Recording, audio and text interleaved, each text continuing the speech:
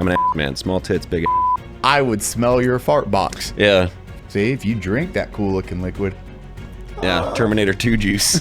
I know for like my dad did construction, so in the summers I would work for pennies on the dollar. You got paid? I put a katana on layaway at 16. It's the most Eli thing I've ever heard. Bro. Hey, what's up, everyone? What's up? We're look what we have today. We have our buddy King Trout, Mr. Connor. Hi, Yes. Hi, Connor. Hi, Eli. Welcome. He said the thing. I said the thing. Thanks for having me. I haven't seen your set with the lights on. It's beautiful. The camera looks even better. Yeah. It looks like not a living room upstairs. No. There used to be a window over here. Yeah, we said that thing. You can see the light peeking through on like the top very right section. And all this was built for dirt cheap. Dirt fucking cheap. Amazon stuff? Yeah. Like that was the most expensive thing I think on set. A little fireplace? Yeah. I was like, everything else just super nerdy. Dude, welcome. Dude, Thanks for having me. I'm so stoked. We get learn a little about your childhood, but then also your style of contents and stuff I will consume because it's the more historic, but that conspiracy level or waste or like what the fuck is going on here? Why is this a thing? Like, nuclear energy, the Pokemon. Like, a lot of people don't realize how much money is blown through the power plants that never started. Oh, yeah. It was a waste of billions of dollars. Dude, and that's on like one.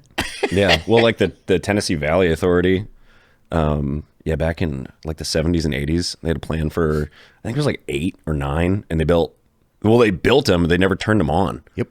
So I don't know if you've been to, I know Brandon has recorded stuff there's like, I haven't been to that one. there's just like an abandoned nuclear power plant in North Carolina or maybe Tennessee. Oh, that's what's crazy is Seattle has the same thing. That was the one, because that's the one I remember, Satsop nuclear power plant. I knew about that because we filmed it like 15 years ago. It's $300 to rent for the day, and you can just use it.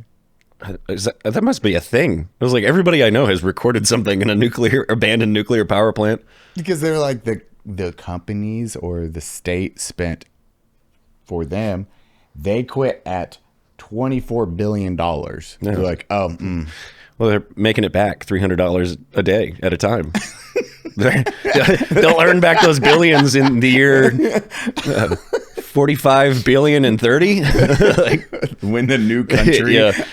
After this, I think the sun will explode shortly prior to. We'll have Pangea 2. Yeah. The continents are back together. Circle back around. Yeah, the power plant in Seattle's going to be touching Russia.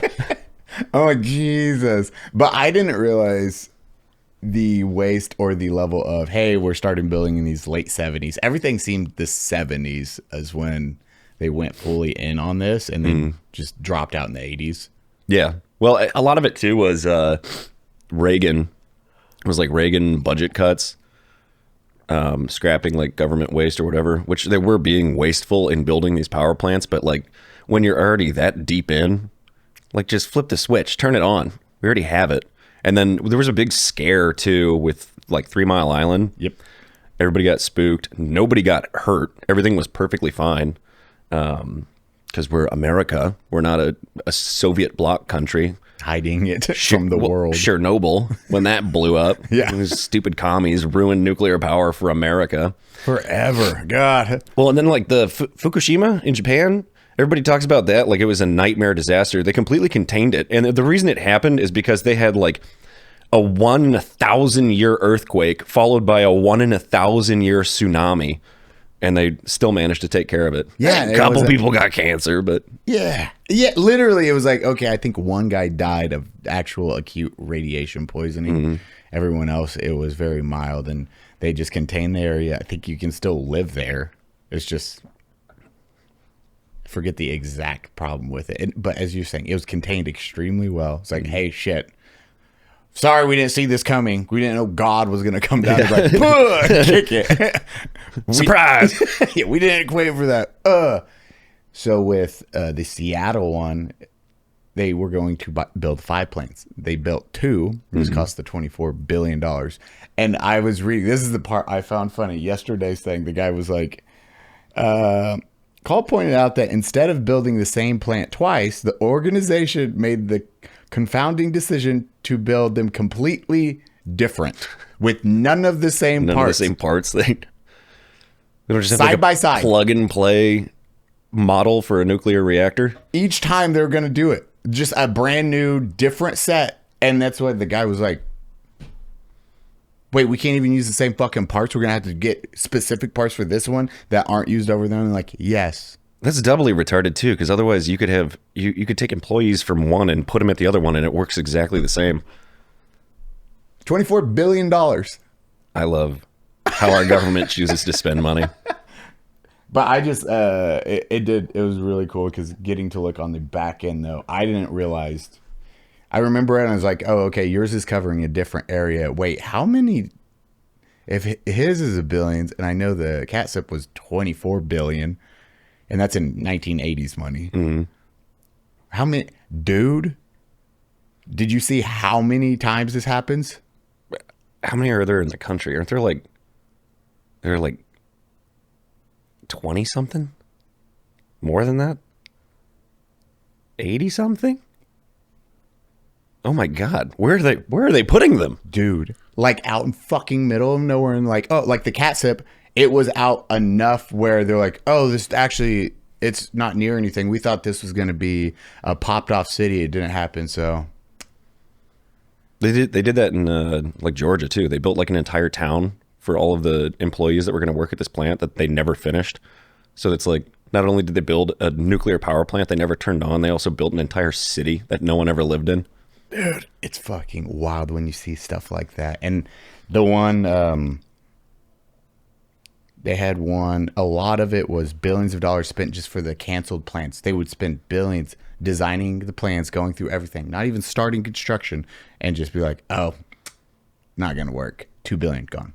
4 billion gone. There was one in Illinois too that they built it, never turned it on.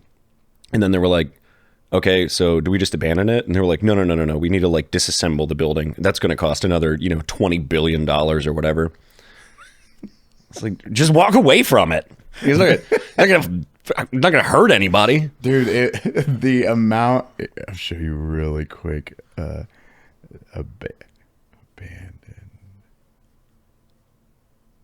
nuclear. Or maybe the 20 is like how many are actually running. That probably about right, because the sheer amount that is just, oh no, what no, oh we developed a lot of plans and spent like they probably spent $500 billion on nuclear on nothing. Yeah, very like in big concrete tubes, insanely quickly. You're like, huh? Okay, nuclear power plant. There it is. You're gonna see this and be like, what? Wow. List of canceled nuclear reactors in the United States. Ready, Connor? Good God. Make it stop. Make it stop. Is it still? Yeah. Like, and each one of these are billions of dollars. Yeah. Good God. That's why I seen that. I was doing research yesterday. I was like, well, I thought this was like maybe 10. That's what, yeah, because I only focused on like the one of the projects that did not follow through. I didn't realize that was a thing we've done 15 other times. Oh, we're really good at it. Parent government's always like, And they build 90% of it. It's just waste. I just like building 2 of the exact opposite. Where I didn't even think about like employees wouldn't even be able to go and do. Like gotta completely relearn your job. You're like, fuck. I love. See, that's the nerd shit. Okay, so Mr. Connor, you were born in Indiana originally. Yes, sir. And then whatever you are, by the way, if you need anything removed on the back end, let me know. Just be like, hey, no last name, blah blah blah. Yeah, just tell Finn, he'll delete it. Nobody knows my last name. Don't let it slip. Yeah. I know where you live. Connor Apartments. That's his last name. Yeah. Jones. Yeah. Smith. Trout. Everybody thinks my last name's Trout. That works. My last name's Trout. That's a secret. Pretend that slides in, and so no one will know. It's like me Canyon being 40. 40. I make that joke all the time too. About I was like, as an elder Gen Xer, say that I'm like, I think I said I'm 47, and people are like, you look really good for your age. Like, yeah, because I'm not fucking 47, dumbass. I also constantly make a joke about being divorced and fighting for my kids back. I've never been married. I don't have any kids. No, but it's the internet. You are exactly what you portray yourself as. Well, and then like the running joke, I pretend, because people have always assumed that I'm gay my entire life just because of the way I am. And so I was like, I'll just run with it. It allows me to get away with saying a couple words. It does. People are like, I can't question him. Yeah, That'd be that's offensive. my word. Yeah.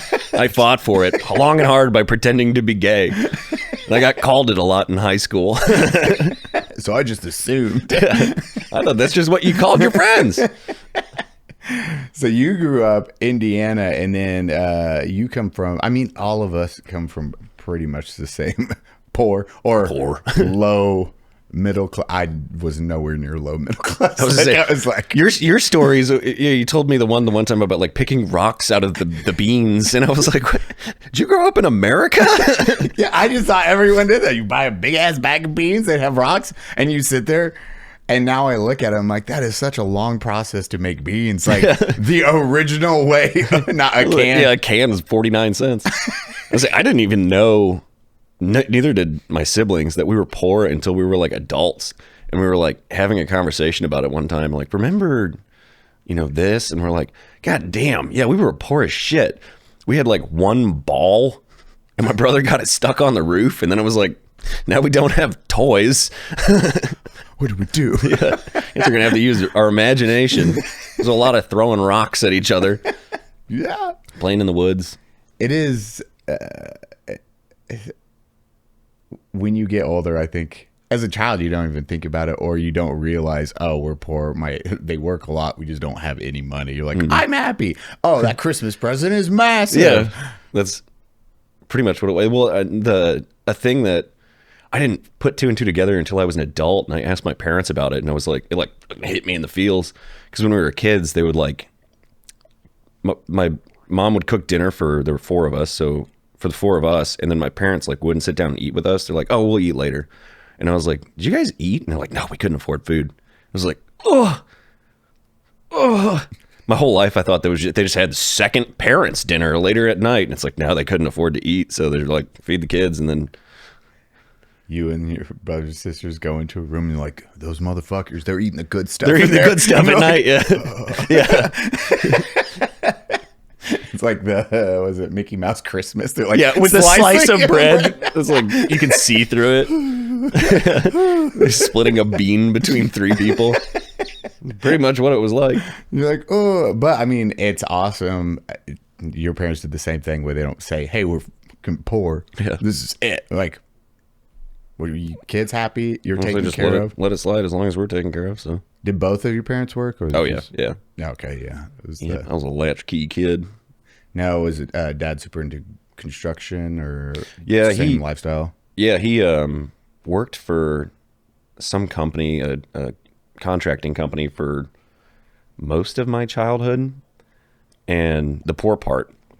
And then he started his own company because he was like, he's a very hard-headed individual. That's where I get it from. Very stubborn. So he decided he was going to be his own boss. And then with that also came more money.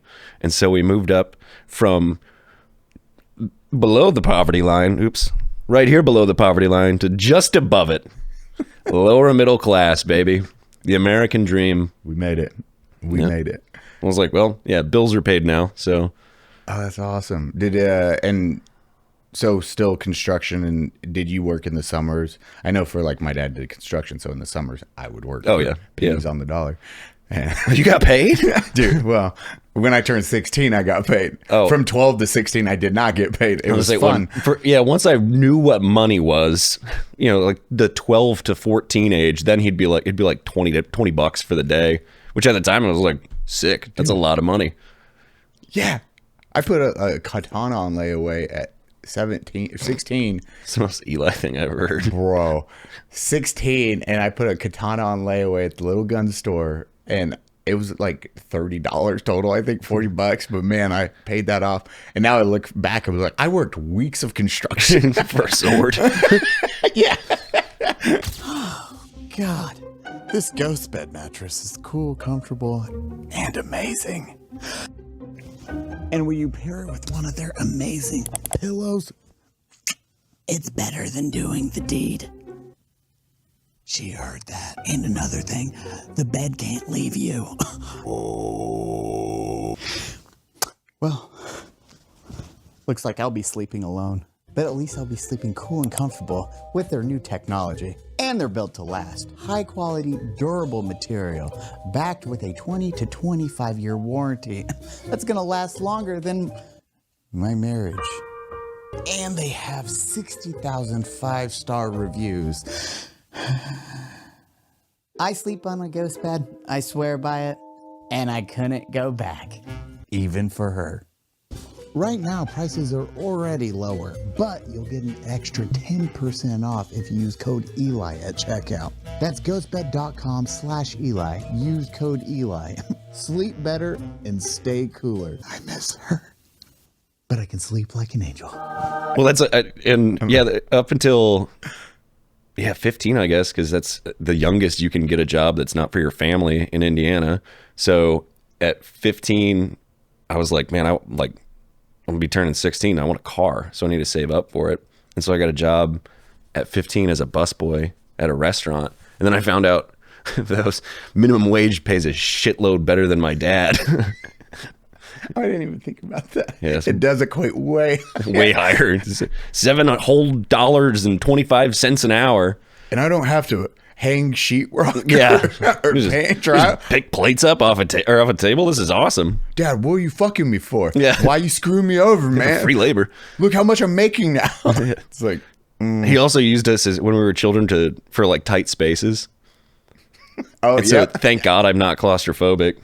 My dad is terribly claustrophobic. No shit. So he would, anytime there was like some small space, he took me out of school sometimes I installed airlines on a jacuzzi tub because you have to crawl back behind it. And I don't know why, but there was water in it. And one of the lines popped out, the airlines. And so it was just filling the space that I was in full of water. And so I'm laying sideways in a space that I literally can't move. I have to like shuffle backwards as the water level is just slowly rising around me. I was like, man, this is a terrible way to die. Slowly. And, 13 years old. I think I pulled out of school for this. Could have been doing math. I just love your dad showing up I'm disheveled at like 10:30. I need my son for what? His mom is in a car. Child labor. Just grabbing and then running out the door. And did that help? Like when you graduated high school, were you already with the mindset, oh, I'm going to go to college, or no, I'm going to do construction and contracting like Pops? The agreement in my parents' house was when you graduate high school, you either enlist in the military, you go to college, or you get a job and pay them rent. So smart, 3 good choices. I was like, I'm gonna go to college. I'm gonna be an architect. Got a little bit of that construction background, interested in buildings, got a little artsy side to me. Thought it would be perfect. Went to architecture school, and it was the gayest shit ever because it was glorified like children's art classes. I wasn't learning any like what I thought I was getting into was more like structural engineering, and it's not that at all. Because you're an architect, they just draw. They'll be like, here's a skyscraper, and it's like functionally that does not work as a building, but there's my design. There you go. They also don't make nearly as much money as I thought they do. Yeah. But yeah, so I was in for like a semester. I was also horribly depressed at the time. Ended up dropping out, went back home and was living at my parents' house, went back to work at that restaurant that I had always worked at as a kid. And then, the first month my dad was like, all right, rent's due. And I can't remember the specific dollar amount, but I think it was like $750 a month that he was going to charge me to live in their house. And I'm like, how much is a fucking apartment? And so I went to like the shittiest apartments nearby, and I got a 200 square foot studio. I mean, it was literally like the size of this it's a nice loft closet. area. Yeah. Beautiful closet. And I'm pretty sure they counted the staircase. It was on the second floor, and I measured it out one time, and I'm like, this is not, or no, it was 180 square feet. And I was like, this does not add up to 180 square feet. But that was like $800 a month. So I was like, fuck yeah, I'm going to go live on my own. Moved out, worked in that same restaurant for years, but I made my way up from a busboy to, then I became host. Oh, yeah. And then waiting at the front. Yeah. And then a waiter. And then the day I turned 21, they made me a bartender, and was a bartender for like a year, and then got promoted to manage the restaurant. Also that is one job I would not want to do. It's, what is it? Type 2 fun? Working in a restaurant? Is that what it's called? Where it sucks when you're doing it, but when you think back, it's like, that's kind of fun. It's like the army or war. Yeah. It's just everybody's drunk or on drugs, constant chaos. It's like waiting. Mm-hmm. Oh, I'm talking like kitchen side too, but customers are the worst people in the world. Be polite. Be polite to wait staff. It's not hard. Or anybody in the service industry, or anybody you interact with, really. It's wild to get a job where you are going to interact with people and take orders and then be a dick. Oh, I meant the other way around, but yeah, definitely that too. That too. Like any way is, I'm going out to eat. Guess what? That means I have to interact with people and sit down and have a conversation, be respectful to the person taking my order, or vice versa. I have a job where I've had server. I mean, you probably have the same, where it's like, what? Yeah. Oh, well, the time when we were in, where was that? Up New Hampshire. Yeah. Like, you want food or something? I'm like, well, we are in a restaurant. By God, I think we found it. Yeah, I think that's probably why we came. It's like, what? And then there would probably be the same people that still get mad that they didn't get tips or anything. Oh yeah, I've worked with these people. I'm like, yeah, there's a reason I make more money than you. People like me. Yeah. Be personable. Yeah. Talk. But yeah, bartending, as all you got to do is be nice to people, and remembering people's drinks will get you far. Oh yeah. Right, like regulars and stuff would come in. Names, drinks, and then, I mean, they're going to take care of, like, everyone in the group. I think everyone has done a server type job, so everyone's very good at tipping. Oh God, yeah. It's like already ingrained into us. If I get the worst service, like that guy up in New Hampshire, it's like, oh, well, by God, sir, I think you've only earned a 20% tip. Yep. Like, I think the lowest I've went is like 10, but they fucked up my order to get a 10% tip. I'm like, that's right. I realized that bar that we got kicked out of, I tipped the bartender 20% still. I was like, as I left, I'm like, why'd I give that bitch any money? especially like bartender 20% is crazy. Because the old rule was $1 per drink. Pretty much. That's kind of, for me, it's like, I mean, if I'm ordering like an espresso martini and they're making it, I'm like, oh, you actually did something. Yeah. It's like, if you pulled the beer out of the cooler behind you, I'm not gonna tip 20% on my total tab. But there's $1. Yeah, there's $1 for your hard effort. You're spilling coffee on yourself. Probably. Oh yeah, I am. Now it looks like I pee-peed. But okay, so then what got you into well, you said you were depressed during that time for college. What kicked that off of? Yeah, I don't know. Brain chemicals. Oh, so it was just like depression just hit. Yeah, it was just the I don't know. I always had like I believe the term is anxiety, but like just like a looming feeling that something was wrong all the time for like the entirety. Like I don't really have fond memories of my childhood. I never liked being a kid. because I was like, this sucks. You always have to listen to somebody else. Everybody always tells you where to be. Again, this is the hard-headed point where it's like, I have no freedom. Like, this sucks. And then, yeah, just being like anxious on top of all of that. So that led up. So I was like, well, for freshman year at college, so I'd have been 18. And yeah, I don't know why. It was just like a looming, horrible feeling of like overwhelming sadness and like a lack of purpose. And so when I went home originally, I went to whatever, psychiatrist, like when you sit down, therapist, psychologist. Sit down and talk to him. And it was the most like, I don't even know how to describe when it's like the stereotypical, like what you would expect it was like. And, yeah. Very vanilla and not getting any substance out of it. Yeah, and I'm giving this guy hundreds of dollars, and then it was like the third time, and I didn't like jive with him. And the third time, he literally asked me the question. He goes, "So how's your relationship with your mother?" Like Sigmund Freud type shit. And I'm like, "Fine. Like, what does that have to do with anything?" And so I stopped going to that guy. Well, of course, all they're trying to do is feed you pills. It's the American healthcare system. Not that there's anything wrong with that if that works for you. Didn't work for me, and so I just changed my diet. Started exercising more, and then it was like boom, overnight everything was fine. It's really quick. Like working out makes such a huge difference, and even eating clean, all those little things. But I think the depression is scary because a lot of people don't understand or think that's what's happening. At least you had the know-it-all to be like, oh, I'm feeling a way I'm not used to. Why do I feel this? It's funny you say that, because what first happened is I went to the doctor and I'm like describing my symptoms. I was like, I'm either really tired all the time or I can't sleep. I was like, I'm either never hungry or like I just want to eat 10,000 pounds of shit.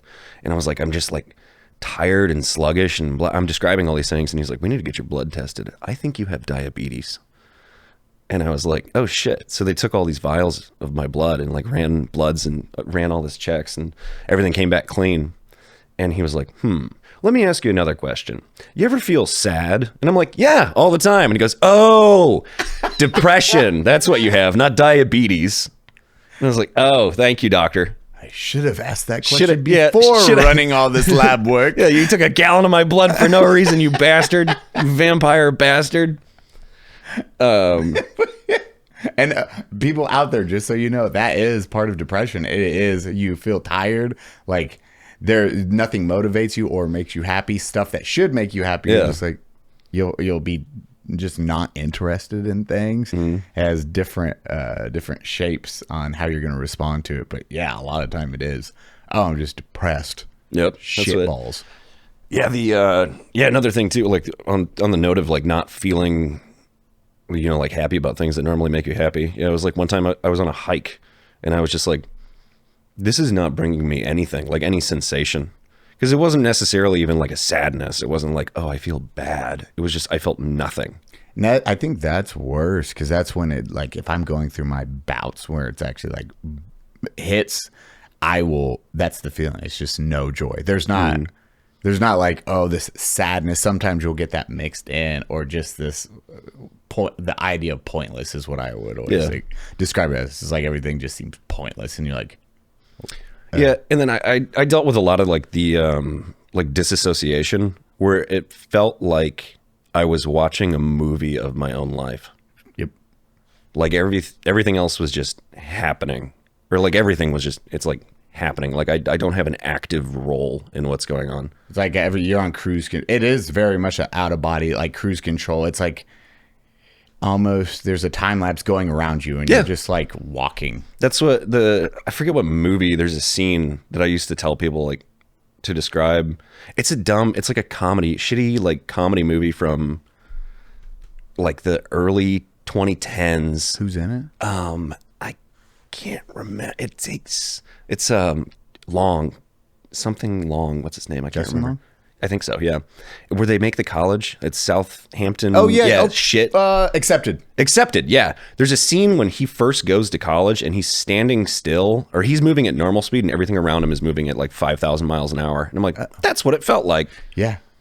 Yeah. It's a weird point of reference, but I just remember watching that and being like, huh. I can relate to that. I can now describe that feeling I get, the one I hate. Yeah. Don't even hate. I just don't care. And that's what you're Yeah, from a shitty frat bro comedy movie from 15 years ago. I fucking love that movie. Back in the day, at the wiener and his girl screams. Ask me about my wiener. Yeah.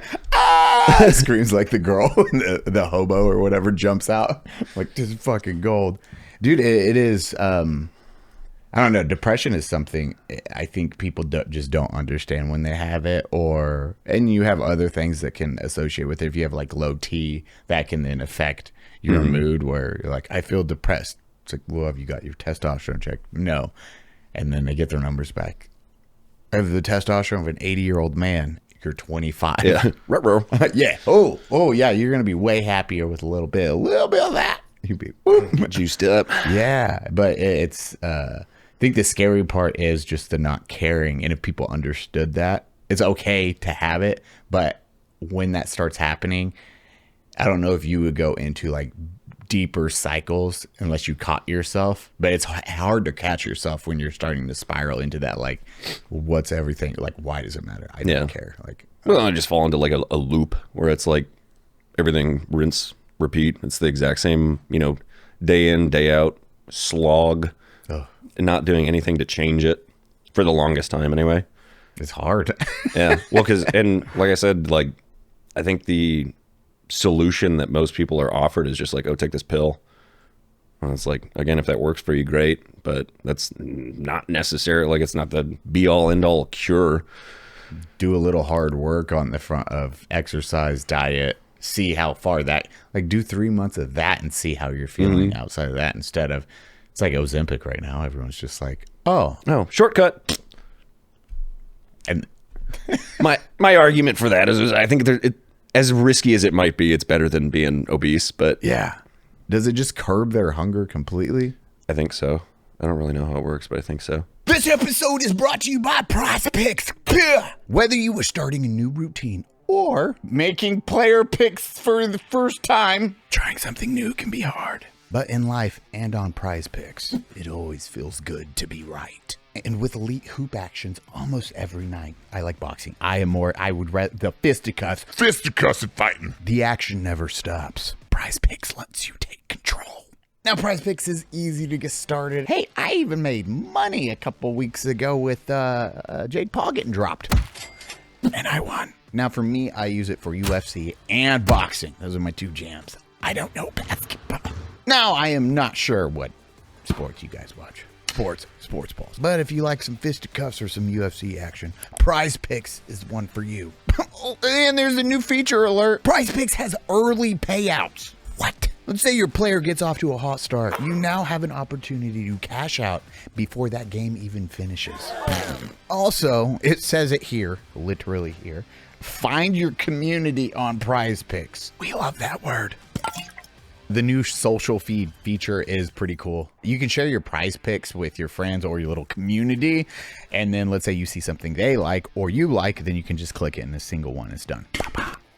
Actually, a lot of fun when you build a little community like that, like Unsub did. So you can copy some lineups or use them for your own inspiration to make some choices. Download the Prize Pick app today and use code Say Hi to get $50 in lineups after you play your first $5 lineup. That's code Say Hi to get $50 in lineups after you have played your first $5 lineup. Prize Picks, it's good to be right. That's what I was wondering, because they have all the different side effects of like Ozempic ass and all that stuff. Have you seen that? I don't think so. Oh, bro. What does it do to your ass?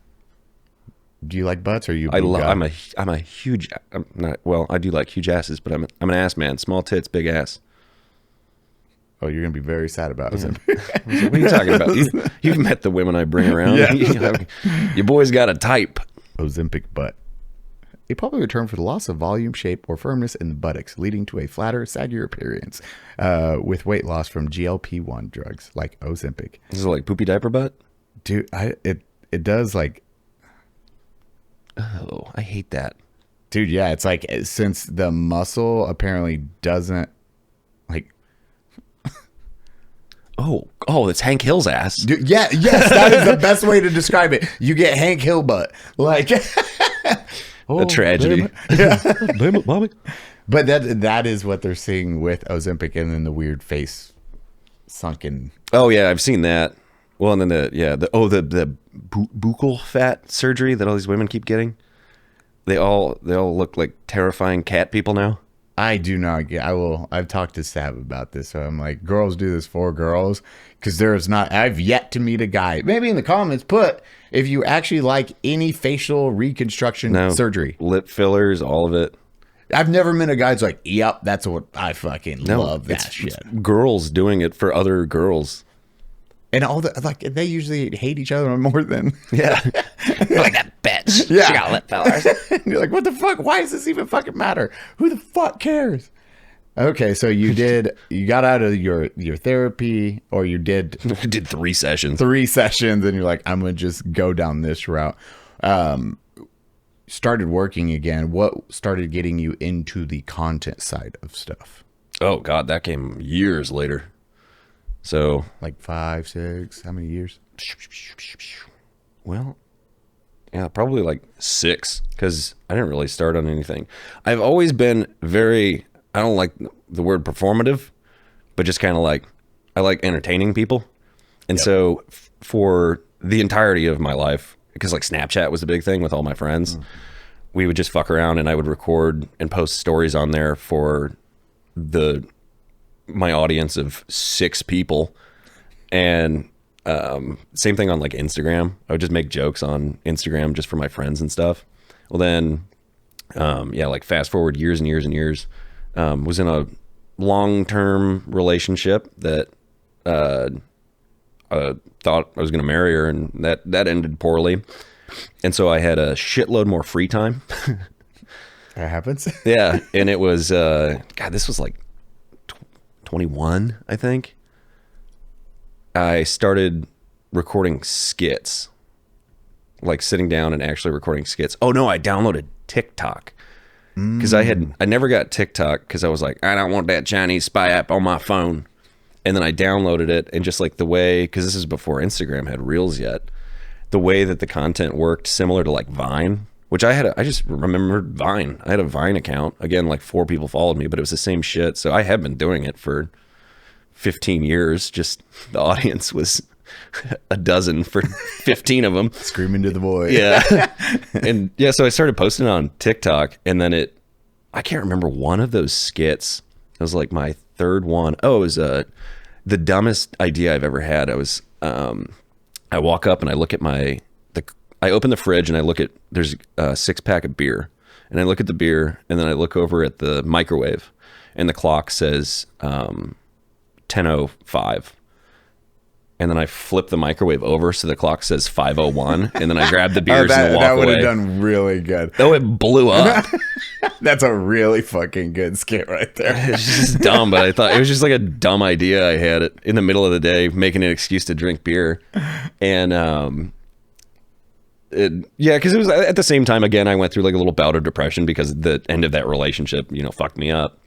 And so I would make those things just to like make myself laugh, basically.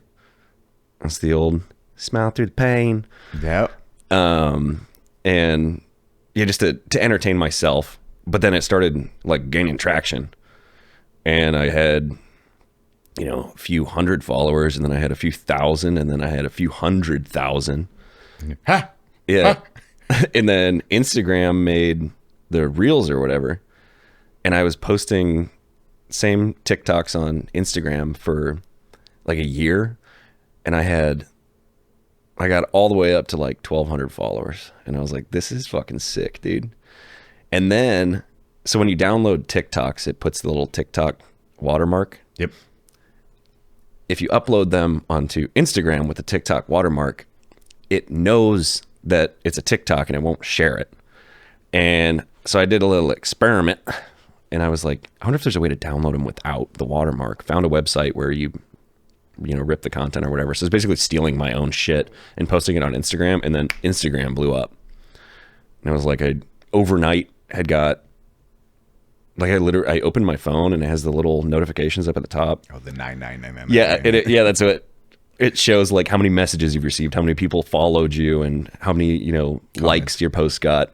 And it maxes out at 100. So it's just 100, 100, 100. And I was like, oh God, what happened? And then, that blew up.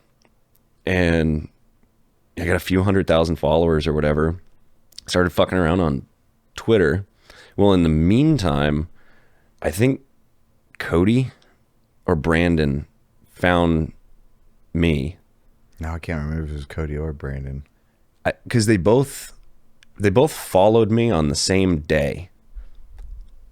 Oh, probably, yeah. They were probably at brunch.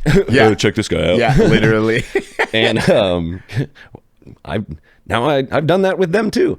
But I think it was my Marvin Heemeyer video about the Killdozer. Yep. Or no. It was the definition of fascist. Getting called a fascist. And I was like, I don't think that word means what you think it means. No, I vaguely remember it, if you want to just say, or we can toss it up, but I forget what you said on that one. I like give the literal definition for fascist, but as I'm scrolling through the dictionary, it's a gay joke, basically. Just dumb shit. And I watched them for years.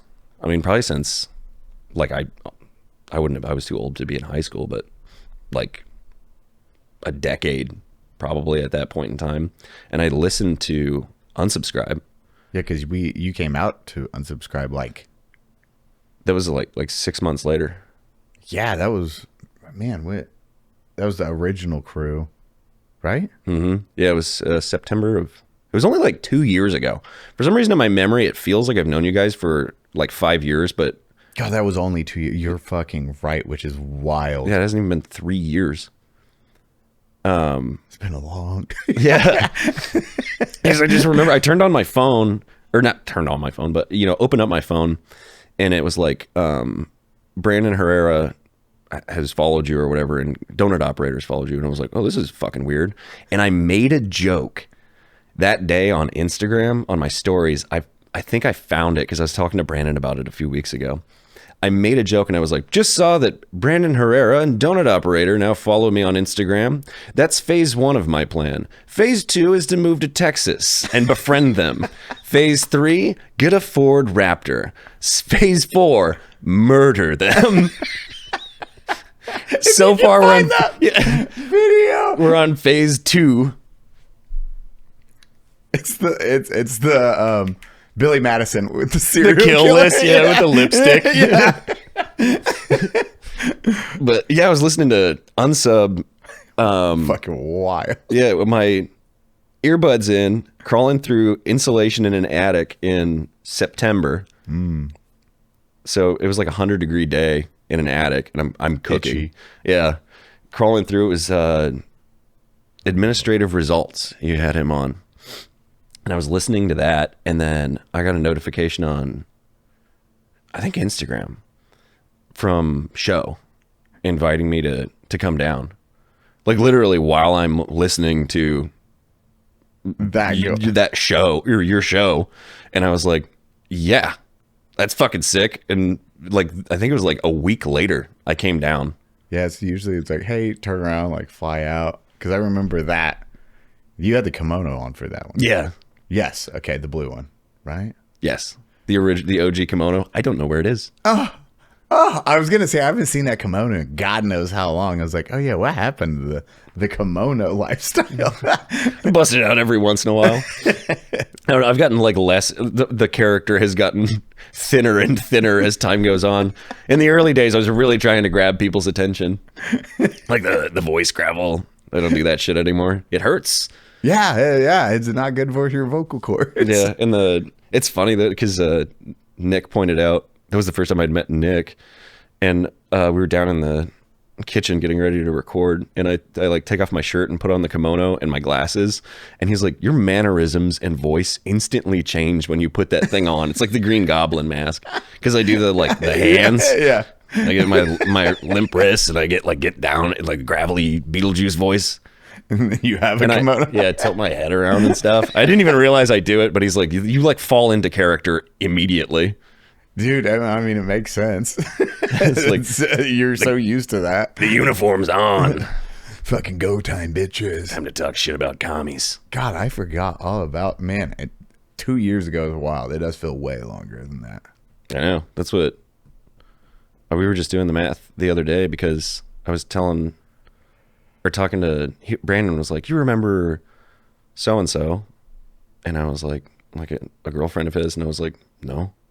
And he's like, yeah, you met her. And I was like, I've never met her. He's like, that was only like 4 years ago. And I was like, I haven't known you for 4 years. And then we did the math backwards, and I was like, oh shit, I haven't known you for 3 years. We met last week. Yeah. We all vibe. Yeah, dude. Yeah. Because It's just shy of 3 years. No, yeah, like 2.5. It's fucking wild. So, like, you've been to 2 SHOT shows or 1? 2. 2. Okay. Yeah. Oh, yeah. No, 2. Because the first one. The first was one, when I was wearing suits and constantly switching between them every day. Yeah. And then the second one is when I died. you died. Yeah, and you were not seen the entire time. No, that was the worst experience of my life. Being deathly ill in a casino is the worst place you can be deathly ill. The smoke. Yeah, the air. You can't. There's nowhere you can't buy anything. No. Like if I'm deathly sick at home, I'll just like DoorDash, like whatever freaking electrolyte drinks. But in a casino, it's like I can't walk down to the lobby.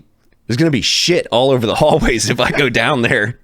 Like I gotta be within 10 feet of a toilet for the next 5 days, trapped in Las Vegas. You're right, because when you're there, can't walk to the gas station, especially when you're super sick, and then they're not bringing it to your fucking room. Yeah, no. So I was trapped in thank God for veteran with a sign, Zach, delivering me things, checking in on me. It's like, you good, buddy?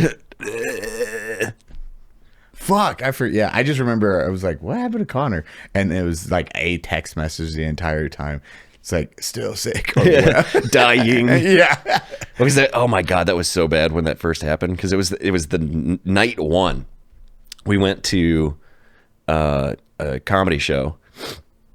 And then I went and visited a friend. Hanging out with a friend in her hotel room. And I woke up at like 1. And I was like, I knew I was going to be sick. And I was like, this is about to be the most embarrassing thing of my life. There's nothing hotter than shitting your guts out 10 feet away from somebody. Especially in a hotel, because it goes where I don't know why they either don't have bathroom doors. It's a see-through wall. Yeah. There's no fan. Yeah, so they're going to hear everything. I hope she's a deep sleeper. Just immediately evacuated both ends. It was terrible. And then just turned the water on. Yeah, I did that. I turned like the shower and the sink on. I'm like, sing opera. Put on fucking Disturbed. Raining Blood was there. Called an Uber. And I'm like, I went down to the lobby of that casino and immediately had to run to the bathroom in that one. And I was like, this is an 8-minute Uber ride. And I don't know if I'm going to make it. Hit the bathroom of that casino, the Flamingo. Got in the Uber, went to Caesars, hit the lobby bathroom there, made it up to the room immediately, again to the bathroom, and then I was down for the next 5 days or whatever. Didn't see anybody. Dude. Those are ones I would have been like, oh, but you can't fly home because you just feel like garbage too. Yeah, no, I couldn't be on a plane. I had to wait, and then I almost stayed another day because I was like, I don't think I can make it. I still feel bad because I bumped into Zeus on the way out. Our friend Zeus on the way out of the casino waiting for the Uber. And he's like, what's up, man? I haven't seen you all week. He's like, let's go grab a coffee or something. And I was like, sorry, no. He's like, you okay? No. I'm very sick. Yep. Leave me to pass. Man, that's fucking wild. So when you got into, I'm assuming the guys then helped that switch to your content style now where it is, oh, you wanted to do the deeper dives on, I know you talked about the Killdozer, but did you go into a big video or was that a short one out the gate? That was just a short. That was all. Yeah, up until after I met you guys, you were all who convinced me to get into long form stuff because I still lived in Indiana at the time. And so I went back and I was like, fuck it, I'll try it out.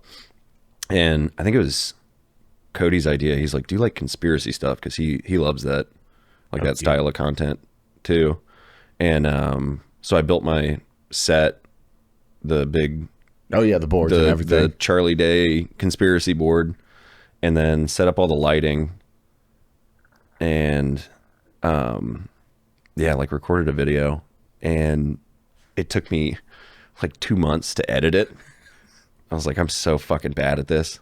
I've gotten a lot better over time, but there's a reason there are professional editors. And so it just was taking me so long because I was also working, like a 65-hour week too, full-time job. And so it was kind of low on my priority list or whatever. But then it was kind of the same thing as what happened on the apps. It just started like blowing up. Yep. Like it caught traction, which a lot of people don't know this. There is like no carryover between platforms. If people, I get the comment all the time. They're like, I seen a short video you made on the Facebook. And I'm like, A, I don't have a Facebook account. So somebody stole that. Cool. And B, I'm not making any money off of it because of that. And then C, it's like, yeah, I have an account on every platform, but there's no follow up or crossover. No. So I make like shit posty jokes on Twitter, and people don't know that I make YouTube videos. And then I post like skits on Instagram. People don't know that I make shit post jokes on Twitter and have a YouTube. So not to toot my own dick, but I think the fact that I've blown up on all 4 of those platforms kind of speaks to something.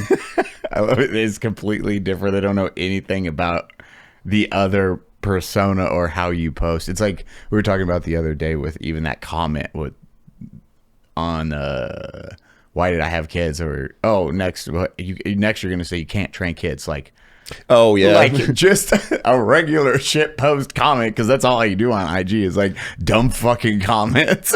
Like Chris, call me Chris, she did one, and that is a different audience as you get. And there will be people, it's like, oh, they don't know who Eli is, because she was talking about like parents using their children and making money off of them and like running their social medias.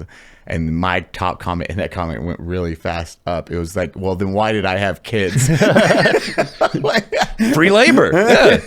That's why my dad had kids. Yeah, she had to go in the comments. She's like, everyone, he is Calm joking. down. Yeah. That's what, well, I thought it was even funnier because for context, I posted a video where the joke basically is like a dog owner making excuses for their shitty dog, and it's like, yeah, you can train the dog. And Eli was like, if only they figured out a way to train kids. Yeah. And so I saw you posted that and immediately responded. I was like, they do, Eli. It's called parenting. Like, just completely genuine. Like, you're a dumbass.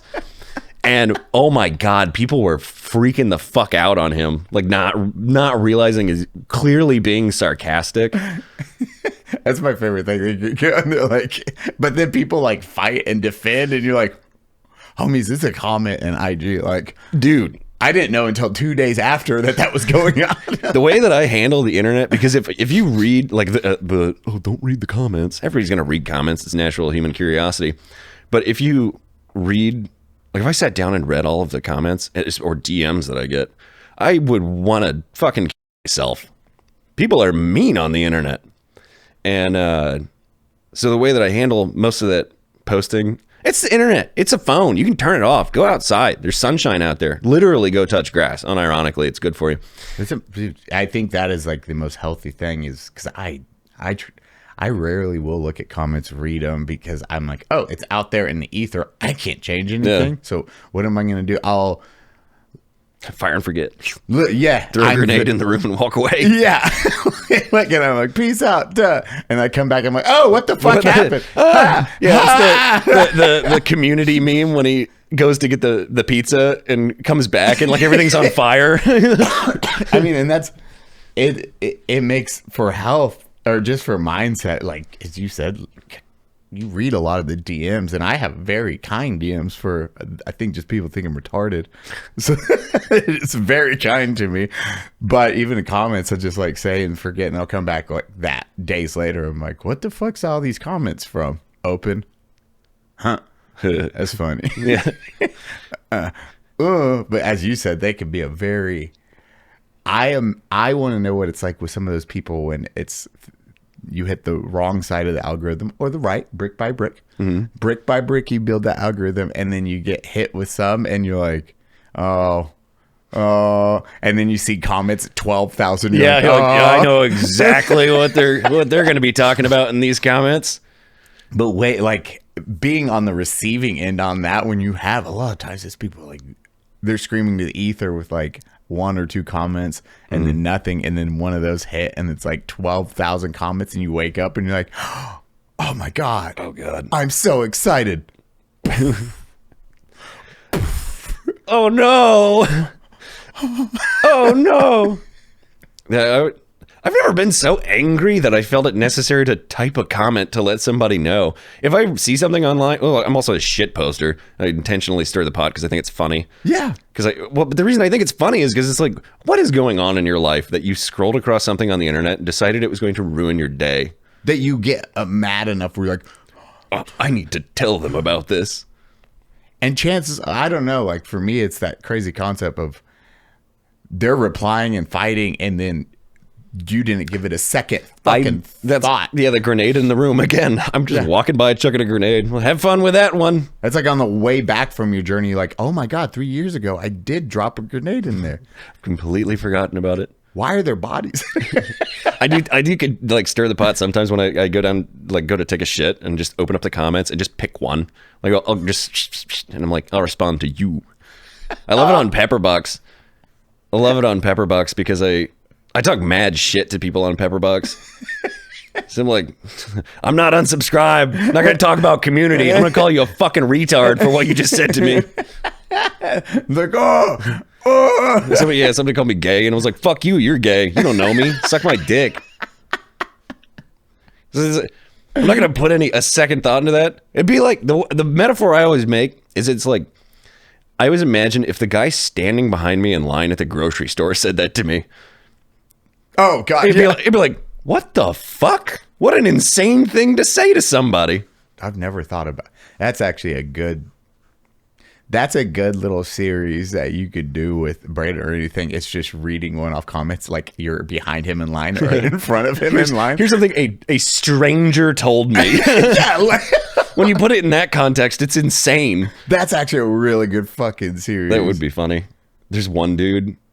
Like you're either checking out or a girl's checking out like groceries for you.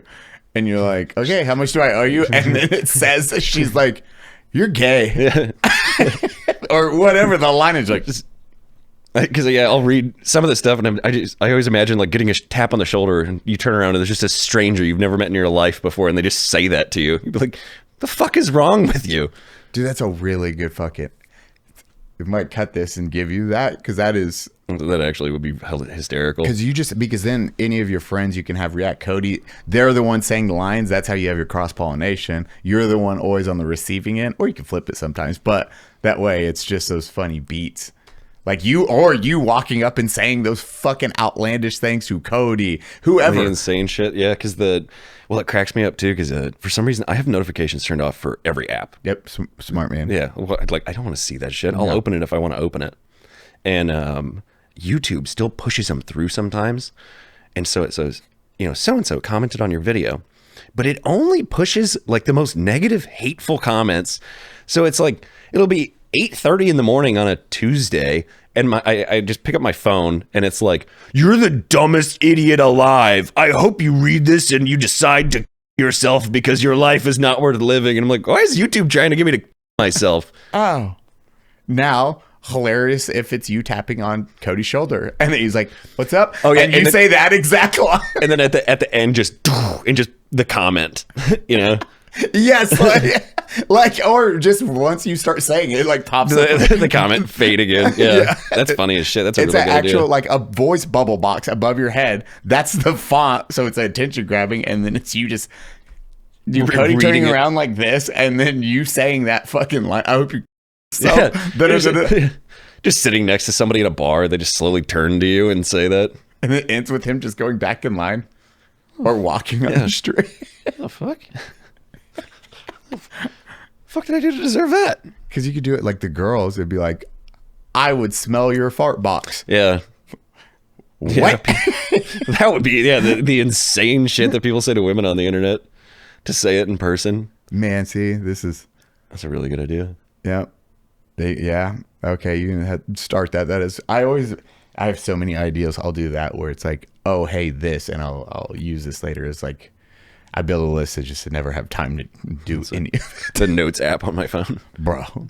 So many. Even the questions on this, I was like, which is your favorite video you've done so far? I know you talked about the Sprite one on Unsub, but what was one that grew the most interest where you're like, holy shit, I didn't know that, or that's super intriguing? The 1920 Wall Street bombing. So I was going to make a video, which actually, I'm not even going to say that I'm still going to make it because I don't want people to know what I'm up to. But about the Rockefellers. And it was talking about, I was reading this book, and then just in passing, there was a line that was like, yeah, as a result of the 1920 Wall Street bombing, blah, blah, blah. And I'm like, the 1920 what now? I was like, I've never heard of this. And so I looked it up, and it was the deadliest terror attack in American history up until the Oklahoma City bombing, and then obviously 9/11 after that. But I just never heard of it. And so I was like, what the fuck? And looked up. I couldn't find anything online, and all the information that I could find online wasn't consistent. There was like a lot of different stories. Interesting. Especially on Wall Street at that time, we figured there'd be a lot of like visual accounts of the events. Yeah, which I am subscribed to a service that digitizes newspapers from all across the country from starting in like the 1800s. And that's where I found like most of the information, but there were reporters reporting on it as it was happening. So it's only as much as they knew. But I went to the local library and I found 2 books on it, or 3 books on it, read through those. And then the other thing that I found out, which I'm pretty proud of, there's no written list of all of the victims anywhere until I made one. Oh, no shit. I think I'm the first person to compile a list of all of the victims of that bombing. And I scrounged through probably hundreds, if not 1,000 newspaper articles finding or listing all of the names of the deceased, there was another thing. There's a lot of discrepancies on like spelling. So at the end of the video, I put that list up, and then there's one body that's still unidentified to this day. Oh, interesting. But I can't remember off the top of my head, but I think it was like 47 people were killed. Like, I didn't know any of this. I was like, so turn of the century, obviously, well, shortly after World War I happens, and then anarchism as like a legitimate political ideology was on the rise. Like, so there were a bunch of anarchists all over, especially Europe, and some in America. A lot of them were coming over as first-generation immigrants to America because everybody was pissed off at like the political establishment at the time, and the thought was, well, let's just restart. Yep. Okay. Yeah. How are they going to do that? By killing people. And so there was this crack a few eggs, God. Yeah. You gotta murder a few children. What about the omelet? What? What? We're making an omelet? I was just cracking eggs. They're just throwing them on the kitchen floor. Violence for the sake of violence. There's this Italian dude, first generation immigrant. Well, no, I can't. Well, he's long since dead, so I can accuse him of the crime. He's the guy who I think did it. But Luigi Galliani was not the guy who did it, but ran essentially like a cult, but it was his little political ideology of these anarchists. And they had attempted to kill, he was I think the chief of police of New York City, or he was really high up. He was not best friends, but worked with Hoover, J. Edgar Hoover, who eventually formed the FBI. Yeah. They attempted to blow him up by hand delivering a bomb to his house, which this cracked me up when I read it. It was a bit morbid, but I found it hysterical. The bombing was unsuccessful. It shattered his windows. There was one fatality, and it was the guy who was bringing the bomb. And it's because he slipped on the front steps of the guy's house and landed on the bomb, and his body absorbed the impact. God, I wish there was Ring cameras. I know, just the most Looney Tunes shit. You know, he probably said, "Whoops." I guarantee it was like a sound before the explosion. In my imagination, I'm just playing like the Scooby-Doo legs. Boom, pop. So this group was like famous for bombing people. They'd blow up businesses and like political places that they're kind of haphazard, but they're anarchists. Not much organization there. Well, eventually, they filled up a horse-drawn carriage with like hundreds of pounds of dynamite and window sash weights, they're called. It's a big fucking hunk of metal that sits in the wall of old windows that just goes up and down to counterbalance the window. But they had like thousands of pounds of those as shrapnel, and then had a timed bomb that went off at noon or 12:01, which was everybody was they like lunch. They, you know, lunch break is at noon, so everybody's out on the street. Blew up, and yet directly killed. Again, I can't remember specific numbers because it's been 2 years since I talked about it, but like 40 some people, I think, and then it injured, seriously injured, like missing limbs, like hundreds of people because the streets were freaking crowded. Yeah. And the explosion was so big, like pieces of the horse were found like 30 stories up, like on top of the buildings around it. And I just thought it was so weird that like I never learned about that. But like the interwar period, like World War I to World War II, I feel like it's like never talked about, like in history. Just gets brushed under the rug. It's like a lot of shit happened during that time that directly led to World War II, the deadliest conflict in human history. Yeah, even a lot of people. I mean, even think about World War I for the most part. I don't know when you were going to school. I was terrible at school anyways, but it was, oh, well, Germany was just trying to do bad shit. It wasn't like, oh, one guy got assassinated and led to all of this. And then I forget what even kickstarted that whole thing in the first place. Hundreds of years of bullshit treaties that everything was tied to. Yeah. And then all of a sudden, oh, look, now we have World War I. And then, okay, now we have World War II through the rise of, I mean, even Hitler going into taking power. You just assume, okay, well, he's like evil man, but it wasn't, oh, look, this guy, how did that happen? I was never taught how this happened. How did an individual get into power? And that's how you learn. Otherwise, for us, it's like, oh, he's just a bad guy. He's just, bad guy.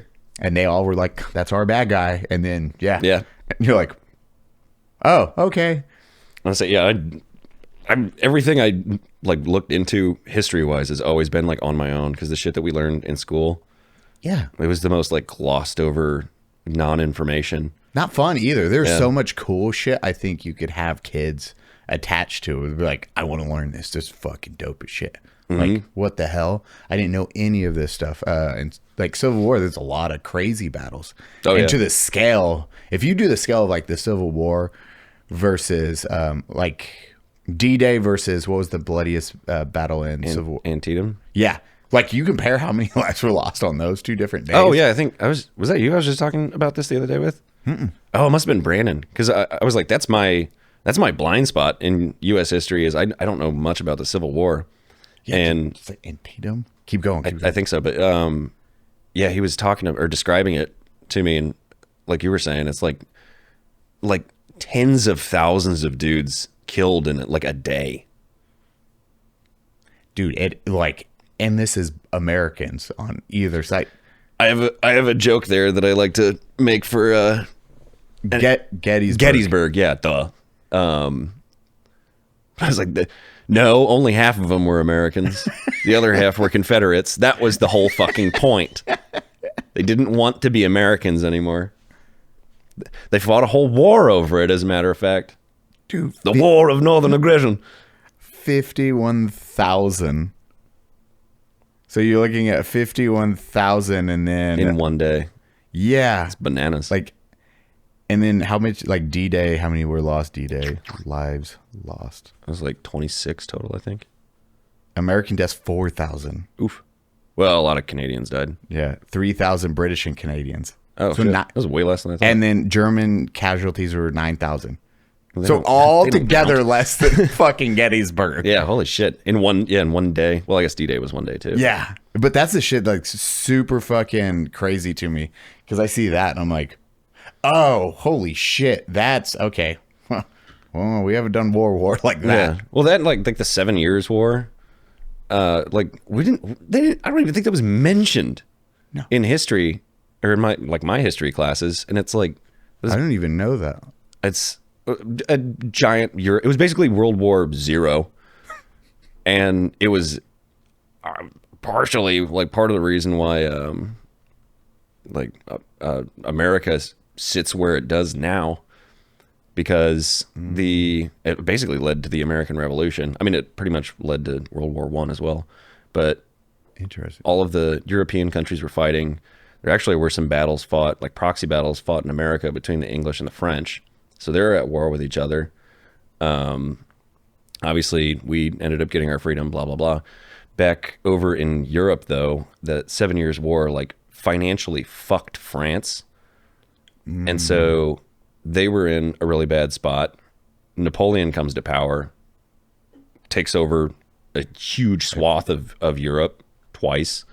And then all the treaties, because of the Napoleonic Wars, basically... everybody agreed, if this country declares war on this country, then we'll declare war on them for you because we are allied with them. And so everybody's got 15 of these treaties. Giant powder keg basically led to World War One, which led to World War Two, which led to the Cold War. And here we are. Thankfully, we don't know. Yeah.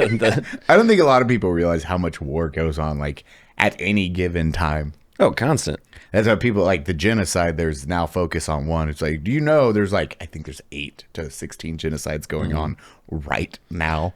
That's what, and all these these horrifically brutal genocidal wars. If they happened in Africa, I love it. They would just get like brushed under the rug, which is where they're constantly going on. Yeah, but they do get brushed. Like they are not talked about. It's like, but how can you do X when you have this one going on? It's like, that is one of multiple. Have you ever talked about the others, or that doesn't get you social media clout? It doesn't get you social media clout. No one has the profile changed because of it. Oh, okay. So that's why you're giving a fuck about this one. Yeah. That's there was some civil war in Africa. I can't remember what country it was, but it was like a link on a Wikipedia page. And I'm like, oh, didn't know, or I haven't heard about that. Let's look into this African civil war. And I can't remember what country it was.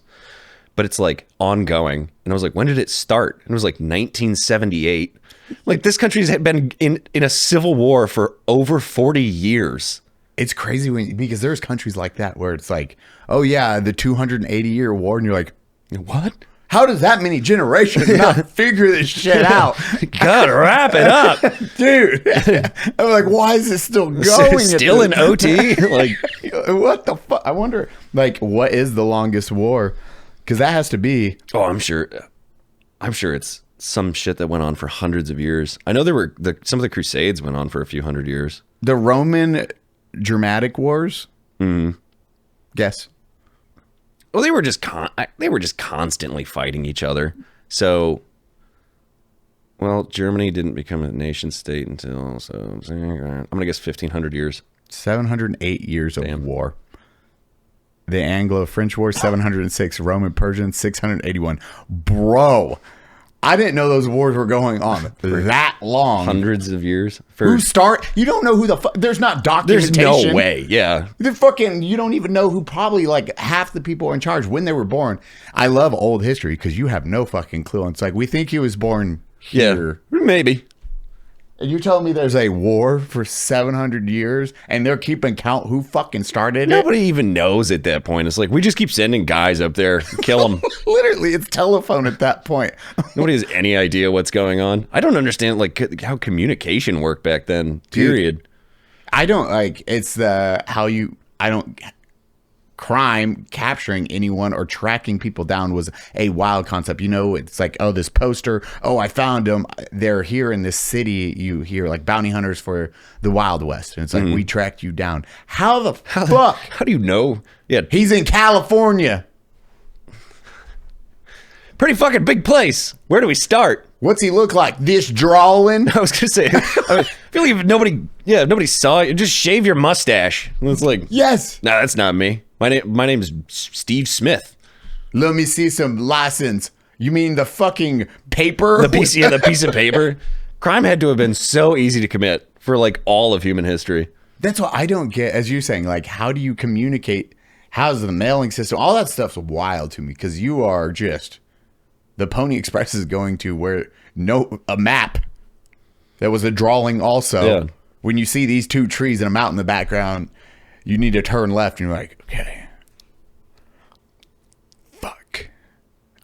Oh man, I should have drew this better. That's like the Crusades I always think about. It's like you're in England and you're going to walk to the Middle East. It's fucking insane. And you're like, And do war. yeah, well, it's like just go out in the woods and be like, which way is Florida? And then you're packing everything and you're just marching. Yeah, like the Lewis and Clark expedition too. Every time I drive by like the deep forest, like Bro. they walked through that for 1,500 miles.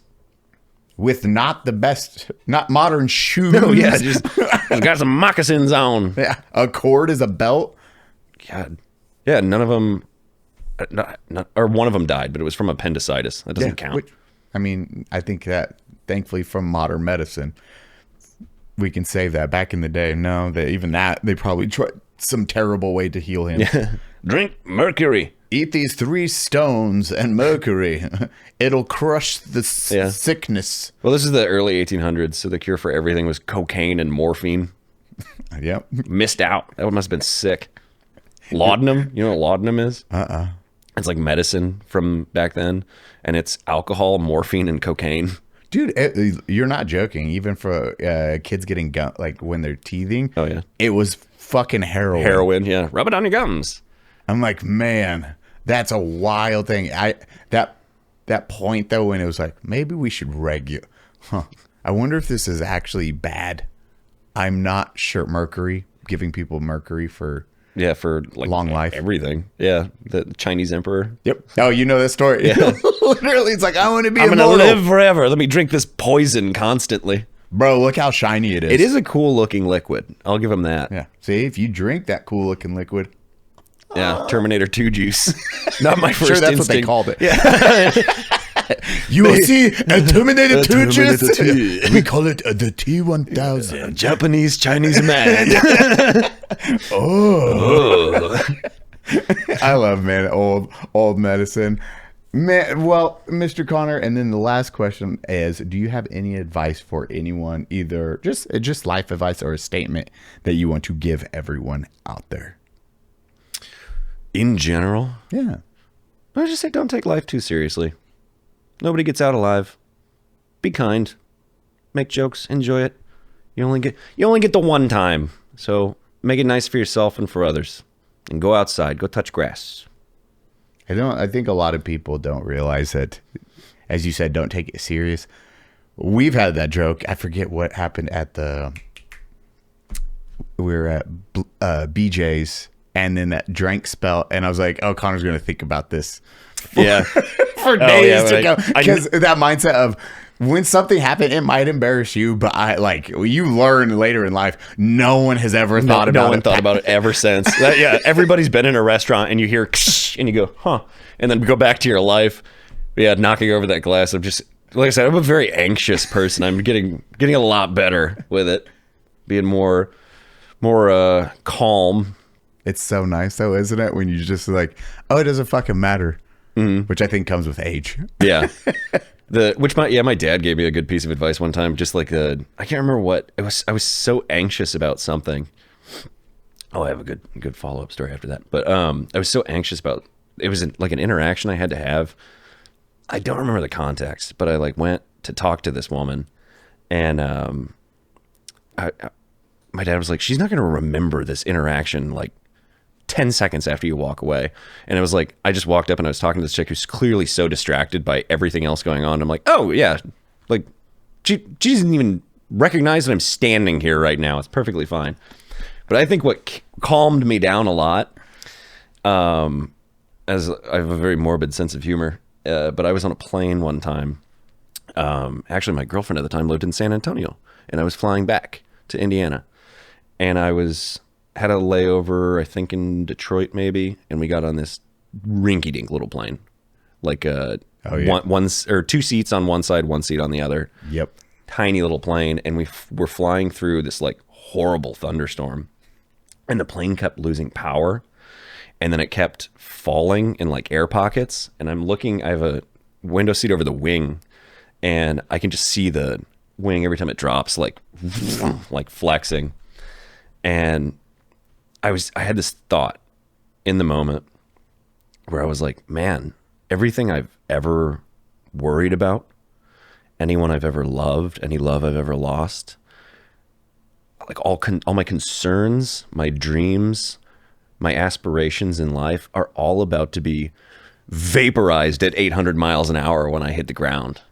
And I was like, how seriously I had taken everything in life. What am I going to do when I grow up at this point? Because I was pretty young. Am I going to marry this girl? Blah, blah, blah, blah, blah. It's all just going to be instantaneously gone the second that this plane hits the ground. And I thought that was hysterical. So I just started, I'm dying laughing. And there was a woman sitting in front of me who had a baby.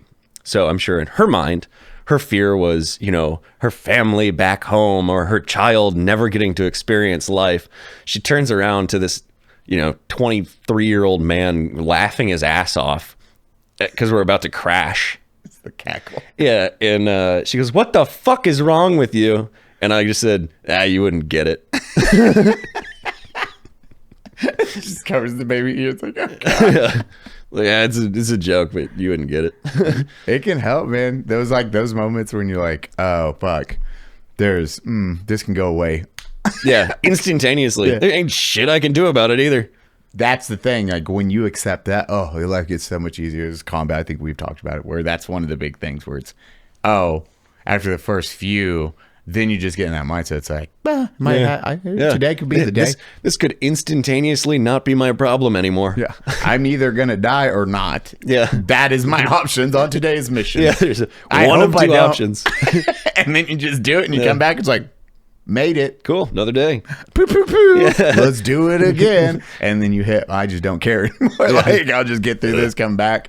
But yeah, it does help a lot when you have that moment, because a lot of people never experience that in life. Mm-hmm. So they just take it way too serious, and then they think, I control my destiny. Sometimes you don't. Sometimes you don't. Yeah. Sometimes it gets chosen for you. Yeah. Just Mm-hmm. And God's got a sense of humor. It's a lot of the JSOC or special forces, they'll talk about that, where it's like, we can be the best trained person in the fucking world. That bullet doesn't matter. Care. Yeah, it could literally come out of the rifle being held by a child. Yeah, it can go random. It's like that one kid that got shot at a gun range, and it's all just by chance. Have you seen the little video? This is like ricochets. No, dude. Again, it's 1 in a million, like probably less than that.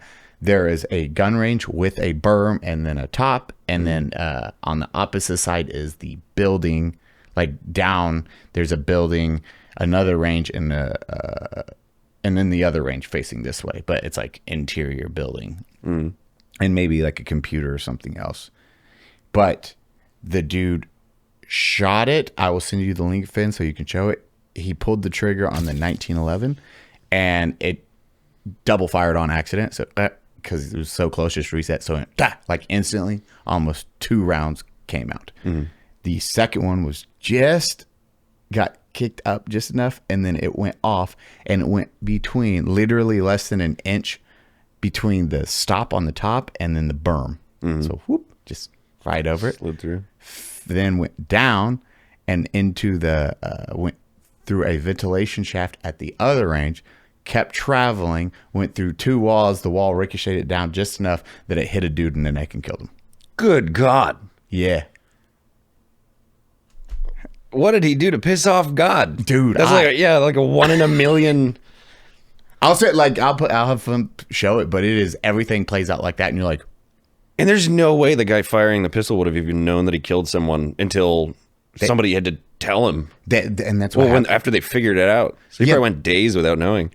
They didn't know, and then they went and played back security, and they had to show because even security just showed it looked like one single gunshot went off. It was just like almost back to back, both rounds fired at the same time, and that was what caused that little thing. And like, oh shit, 2 rounds. Oh my god, that's the round that traveled up around, and then bounced off this ricochet just enough and got diverted where it hit the dude in the neck and killed him. God, I was like, when you said range facing this way and then range facing this way, I was like, ooh, I know where this is going. Yeah. I don't know. I forget. The gap is what everyone was like, dude, that gap is less than an inch. They were probably not even thinking, and it was elevated enough where usually you're not at a range. Like, you'll get told, don't do that. It just, because that first recoil arched it up enough for the second one to go, whee. Dude. I'm like, well, bad luck. Well, Mr. Connor, where can the amazing people out there find you? I am on youtube.com at King Trout, as well as pepperbox.tv. Those are the ones you can check me out on, because that's where I make my money. I'm also on Instagram and Twitter. Dude, it's been an absolute pleasure. Thank you so much. Go check out his stuff. That's the content I will consume of all the friend groups. I'm like, I'll watch Nick's, yours. I just don't do gun stuff like her. Yeah. I'm very, and then a lot of science, dumb shit is where my feed, or cameras, or fucking biz dev shit. It's like, huh? I just want to learn. Yeah, I'm fucking gay. Dude, thank you so much. Thank you for having me. Absolute pleasure, homie. Everyone, fuck you. Bye.